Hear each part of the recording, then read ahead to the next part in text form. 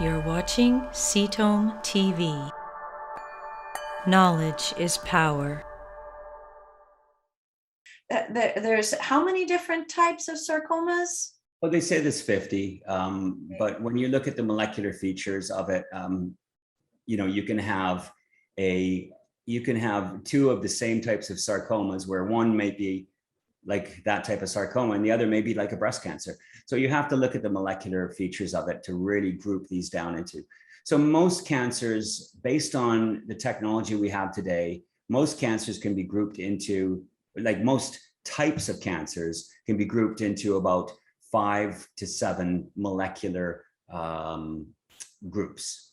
So if you have, for example, estrogen positive breast cancer, you can subcategorize that into about 5 subcategories.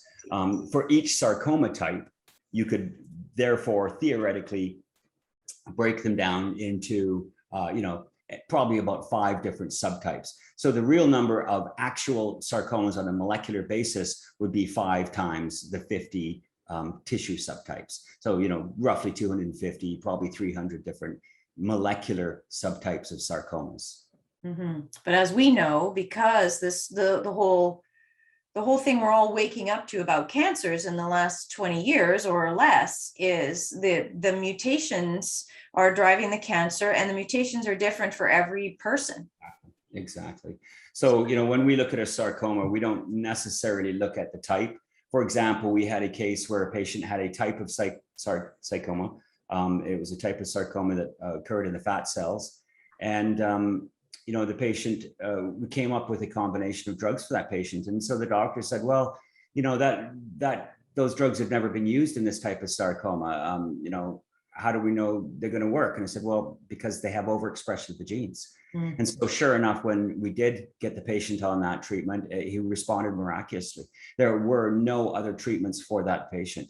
Most sarcomas, they're just going to give you a chemotherapy drug. If it doesn't work, that's it. There are no other options. And there are only, like, as you've seen, there's only about 5 or 7 drugs or chemotherapy drugs that they can use on sarcomas in the first place. Mm-hmm. So really, most sarcomas don't have a proper treatment protocol. Mm-hmm. They'll just treat them as they would treat all sarcomas, or, in a generalized way.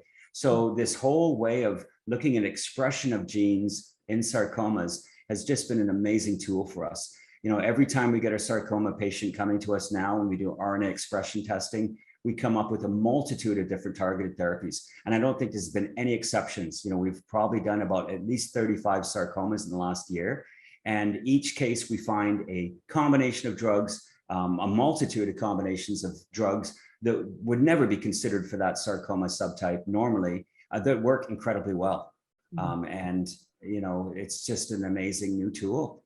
Mm-hmm. So I'm really looking forward to when it becomes standardized, which mm-hmm. could be a long time, but really for now. Well, that's really why we do these webinars and all the education that we do, isn't it? Is so our goal is to educate you, patients and advocates, so that as you go and start asking for these things and applying them to your own treatment, your oncologist is becoming more aware and more educated, and can apply these to other patients and start to advocate for them with their own oncology association. Thank you for watching Sarcoma TV. Subscribe below and stay informed.